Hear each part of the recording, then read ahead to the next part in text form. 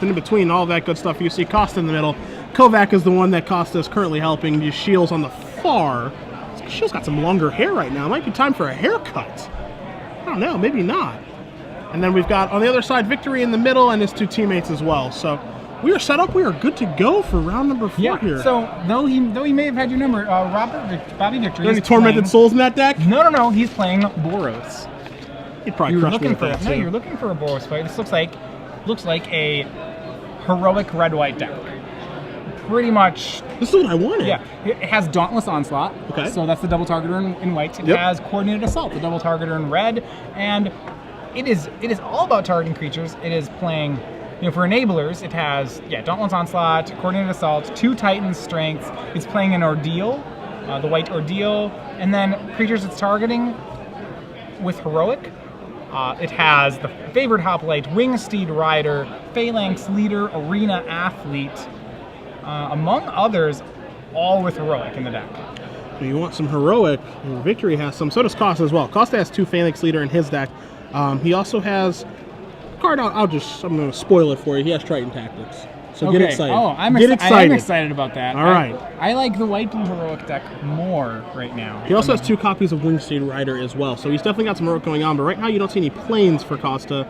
You're going to see 2 Vaporkins and an island and pass the turn back. And Costa's mana base is 10 planes, 7 islands. So just a bit of color difficulty right now for him.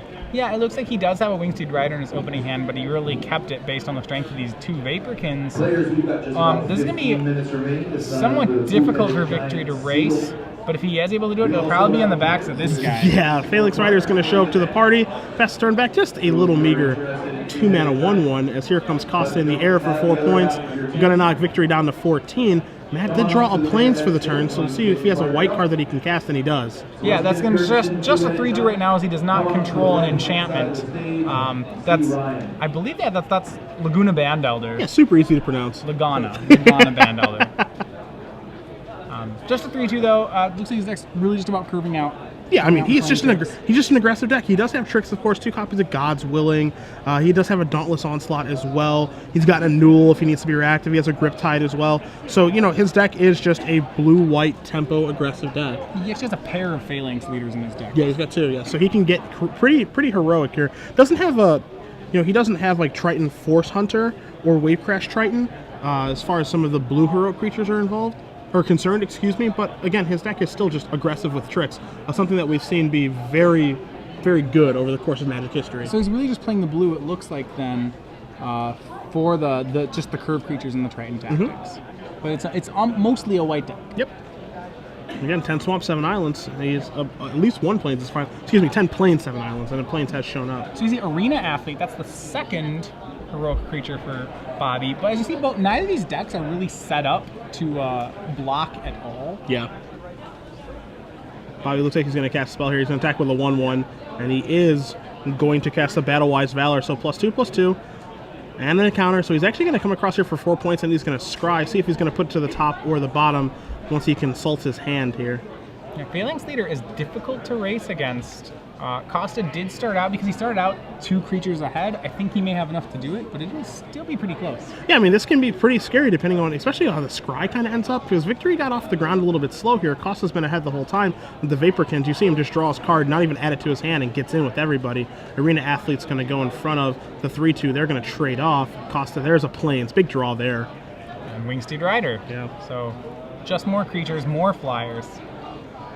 That's a big draw, being able to have that second white mana, put Wingsteed Rider into play, keep the pressure on in the air. Makes it the racing thing that you're concerned about looks like it's still in favor of Costa right now. Yeah, Bobby's going to have some way to deal with flyers. Like I said before, I don't think his deck's really well equipped to do it.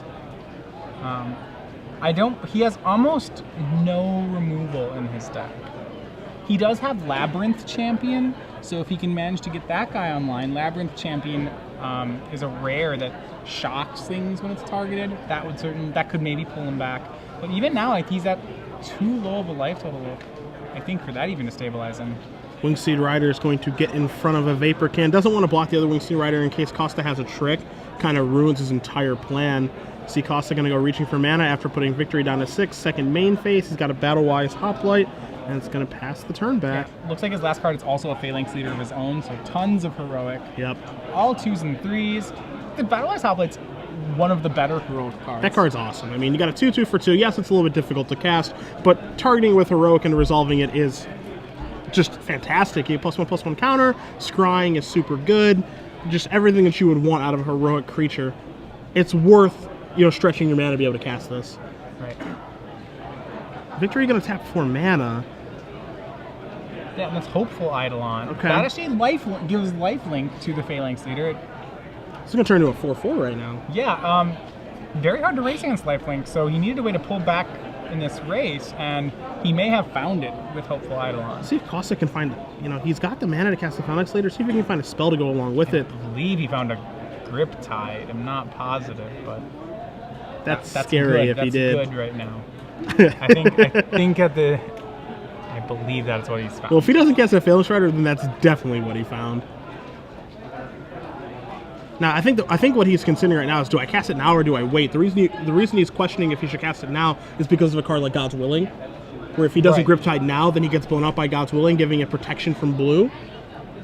But if he casts it now, then Hopeful Eidolon can attack him. Yes. So there's a definite decision to make, and you see that he's talking with Shiels about the decision. What would you do in this spot? I think you want to just Grip Tide it. The penalty for getting blown up by God's Willing is just, for me, too high right now. Okay. And penalty is a very good word to use because it is a huge penalty if you do get blown out, and he is going to Grip Tide it right now. So I think he spoke with Shiels about the play. They come to the same conclusion. He will Grip Tide the Phalanx Leader back on top. In comes the Hopeful Eidolon. So he does get to attack with it this turn, does Victory. We'll see if he can get in for more than one. Well, so the significant part is by letting Victory gain 1 life here, he's giving Victory another entire turn. Yeah. So it's not, it's not just 1 life, it's a turn. Yep. So that matters. Regardless, Grip Tide, a very good draw there from Costa. He was certainly going to be in some trouble. So now it's on Victory to try to turn this back around here. We know he does have a spell to play in the Phalanx Leader, and we know he does have a 1/1 lifelinker to come across with, but everything else is unknown.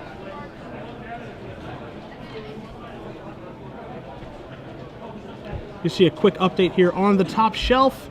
James is up a game over Dave Shiels, so the team of, Kandziolka? Kandziolka, Victory, and Eshghy are currently up right now. See Titan Strength. +3/+3, +1, and Scry, so he's going to be able to get across for 4. Victory is going to go up to 8, and Costa's going to go down to 6. Now Phalanx Leader as well, post-combat. All right.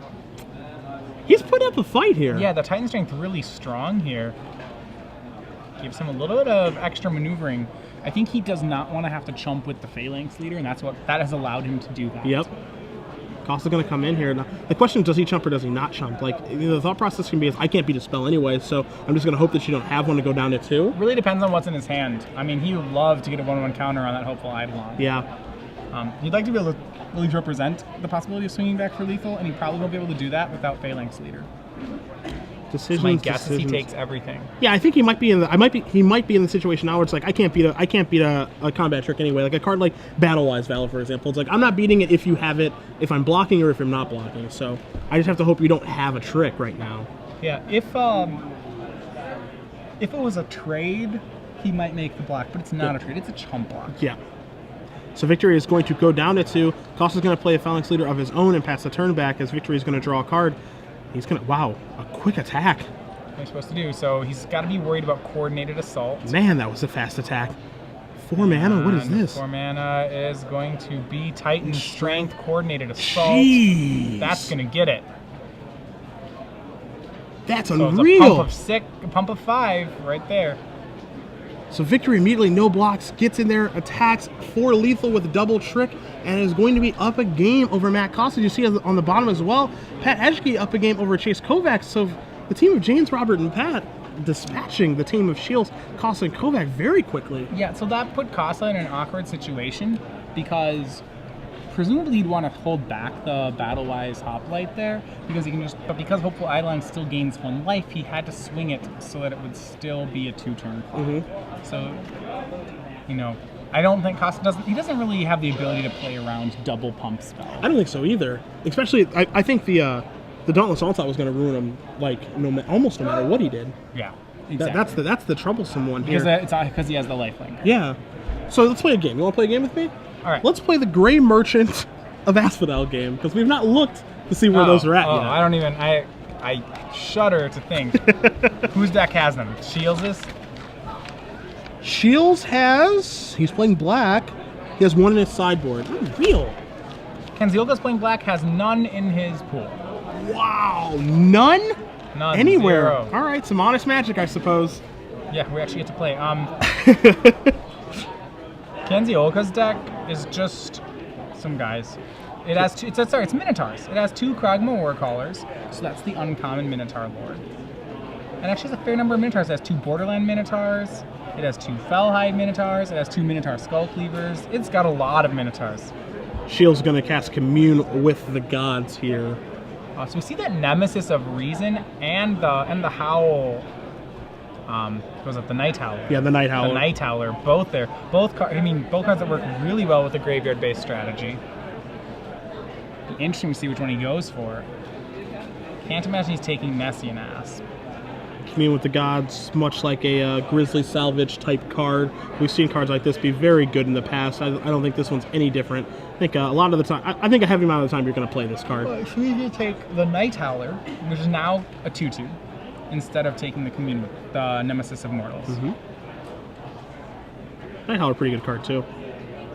Yeah, Night Howler is one of the cards I think people have seen with some constructed application. People weren't really sure how good it is yet, but it has potential. So here comes the Minotaur Skull Cleaver. There's Battlefield, +2/+0. Target itself, come across for 4. And let's remember, really a Minotaur deck for James is what he's playing. He has a lot of Minotaurs and some removal. So he also has the Rageblood Shaman, which is the rare, to go with the 2 Kragma Warcallers. So he's got a pretty nice Minotaur deck. He has a pretty nice Minotaur deck. He does not have the 2 drops. I'm glad to see Minotaurs back in the spotlight, by the way. Yeah. As far as the creature types go, it's been a long time since Minotaurs. And they're actually respectable right now, I would say. And this is Mogus's Marauder. Kind of one of the more interesting cards in the set. It is a 2/2 that when it enters the battlefield, X creatures get haste and intimidate, where X is your devotion to black. It's kind of just a 2/2 haste. I thought Shields might trade, and he is. Okay. Yeah. I mean, he didn't attack with it. He could have just swung it. Yeah, sure. It gives itself haste. I was curious if and this is, if you know Shields at all, which I know you're testing him for the Pro Tour. The man likes to play defensive Magic. Yeah, he really does. And so trading is just something that Dave would want to do there. Right. And we see Ill-Tempered Cyclops. Hill Giant with upside. Yeah. 3/3 for 4. Monstrosity 6. Gets a little bit bigger, gets a little bit stronger. So I'm going to go back to Shields' turn now. James is doing a good job of keeping Shields on the defensive. Yeah. But granted, with that black-green deck, that's what Shields wants to be doing. We see cards in his hand, like that Night Howler, like Lash of the Whip, and he also has Farika's Mender, which are cards that are really good at drawing out grindy games. And I think that really is going to be his game plan. This is a position that I think Shields is very comfortable being in, playing a defensive, more reactive game, trading his creatures back and forth, that sort of thing. I think that's exactly what he wants to do. It looks like, him being down a game wasn't able to accomplish that, obviously. As we see, the Night Howler's a 4/4 right now. Yeah, so kind of plays into the fact that those 2 guys traded last turn.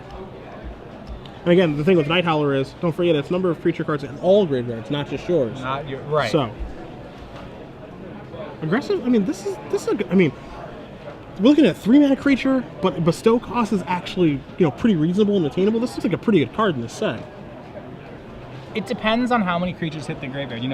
When you can commune with the gods into Night Howler, the card's fantastic. Yeah. Without that commune, this would be a 2/2 right now, which is not very impressive. I think certainly once you get one on turn 8, it's going to be really good. Yeah, absolutely. The question is how early can you make it good? All right, so there's our 2/2 first striker. Yeah. From Kandziolka. Yeah, Spearpoint Oread. He does not save it to bestow, probably because on 6 mana he just assumed Monstrous, the Ill-Tempered Cyclops. Yeah.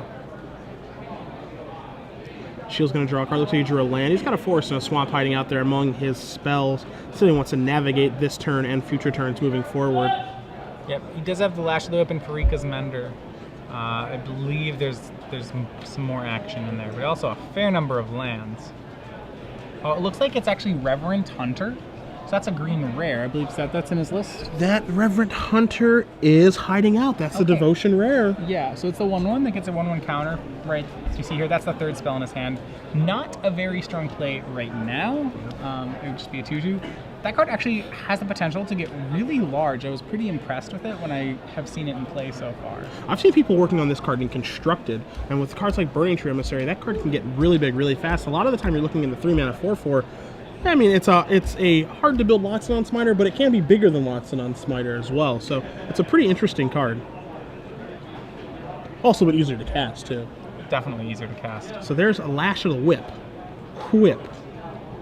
So Shiels has made an interesting play here, where he decided to cast Lash of the Whip just right now, as opposed to waiting until Kandziolka tries to monstrous it. Yep. It shows that Shiels is transitioning from defensive to offensive. Yep. You know, he's doing it now so he can pump Night Howler and just swing 5. Yes, yeah, now he's looking at a 5/5 here.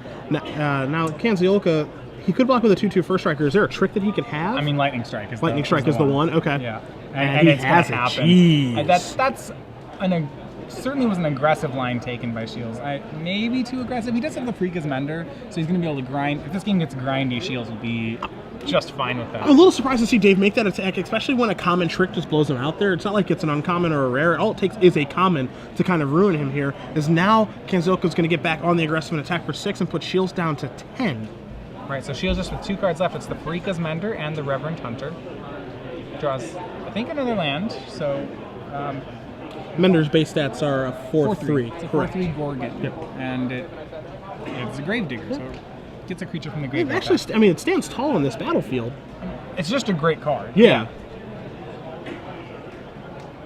You see Shiels taking a look through his graveyard, deciding what he wants to bring back right now. I would be surprised if Mender is not the play for this turn. Yeah, I mean, it's probably Nemesis of Mortals that he brings back. I'm not sure what the mana cost is on Nemesis at this point. It's low is the answer.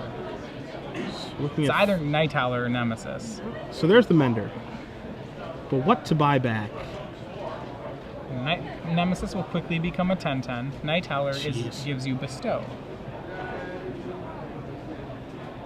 Nemesis Immortal is another card that's looking pretty impressive right now too. Yeah, I mean, even as just a 5/5 or 6, it's a pretty decent card. The fact that it can be a 5/5 for 4 or other things really makes I like the card a lot because of just the potential it has. Yeah. And it kind of promotes what Dave Steckel wants to do, which is trade a bunch in combat, and then Nemesis Immortals comes down for cheaper, and then it grows for cheaper and can finish the game off that way. It's just like a nice game-ending threat for him, and that's exactly what he's going to bring back, is the Nemesis of Mortals before passing the turn back to Kandziolka. See if Kandziolka has a removal spell or not. He's reaching toward his mana pretty quickly. He does have a Swamp in his hand.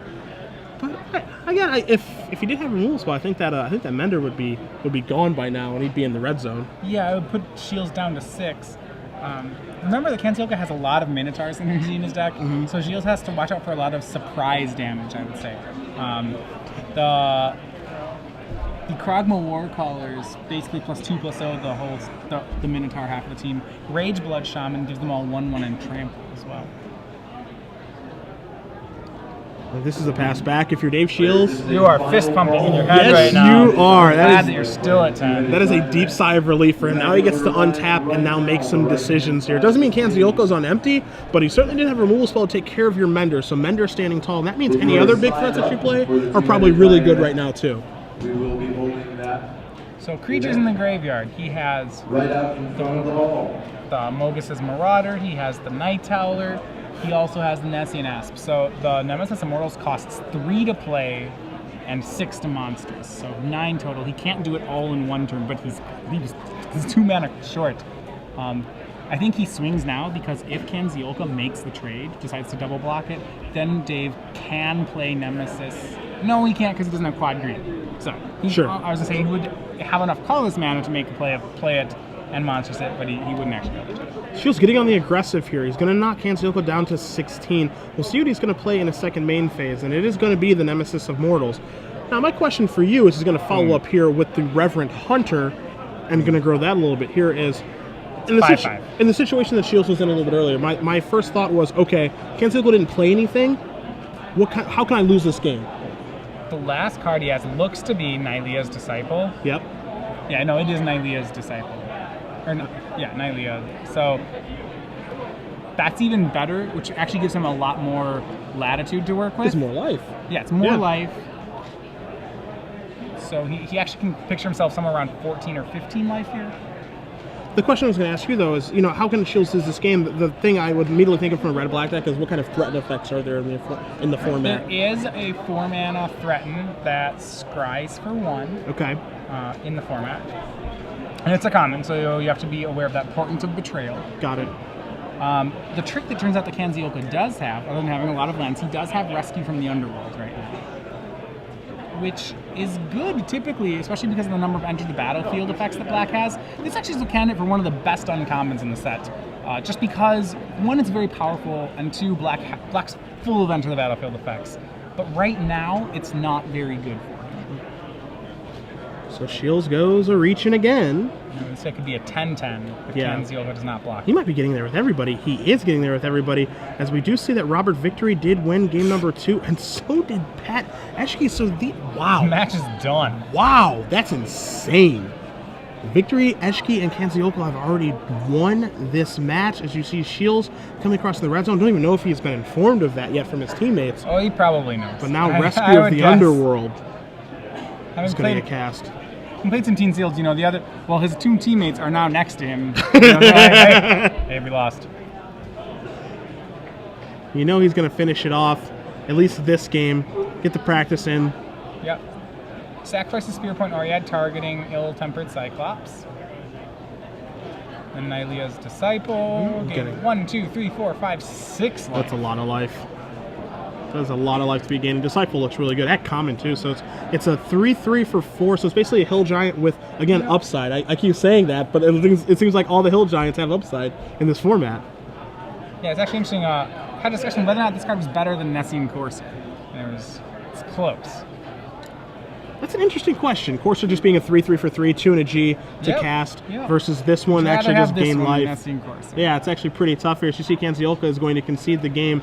So we're going to go potentially to a 3rd and final game. We'll see if these players are going to keep playing or not. So we saw earlier a pair on the table. They didn't play out the 3rd game. It doesn't look like these guys are going to either. You'd say, why don't they play for tie breaks? The first tiebreaker in these kind of tournaments is the combined record of your opponents, not your individual game record. And it's very unlikely. By very unlikely, I mean it's just not going to happen. Yeah, it will not happen. Yeah, with the first tiebreaker matters. That would go to another tiebreaker. So they're going to pack it up, pack it in. That means the team of James Kandziolka, Robert Victory, and Pat Eshghy are moving on to 4-0, handing Dave Shiels, Matt Costa, and Chase Kovacs their first loss.